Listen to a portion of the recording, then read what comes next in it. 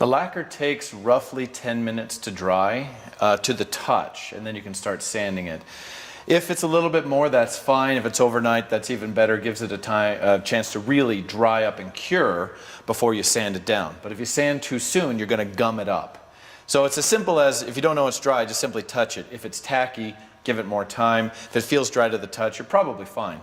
Now what we're going to use are these sponge sanders. Now this is kind of what it looks like. We give you a close-up view. It's actually very squishy. It's nice because it gets into some of these edges, these round areas that are hard to get to with just your finger in flat sandpaper. Now what we're doing here, we are not sanding wood. The lacquer on top has clogged all the pores. Now that means some went down into the wood and some stayed on top. So you have a lot of mountains. All we're doing with this, and this is 220 sandpaper, very fine. We're just sanding off the tops of the mountains to make it flat. So if you feel here, it's very, very rough. But a few swipes, and it does go this fast. There we go.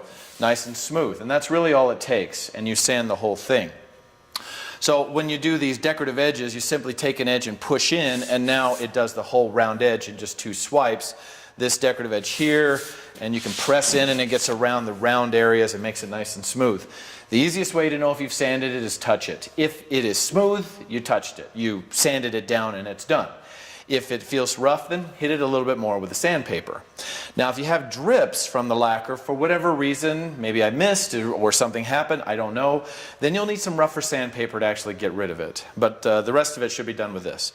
Now sand everything that was lacquered, and that includes inside.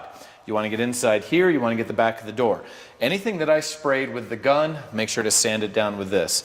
It should take maybe 10 minutes. Once you finish sanding, take it back and we'll spray it again, and then you can decide if you want to glaze it or just leave it as is. Now we need to spray your nightstand one more time if you're going to be finished. But if you're going to glaze it, it still needs a second coat. Remember, you don't need to sand the second coat. There's no reason to. Now that all the pores are clogged up, the second coat sits on nice and smooth, and it'll stay smooth.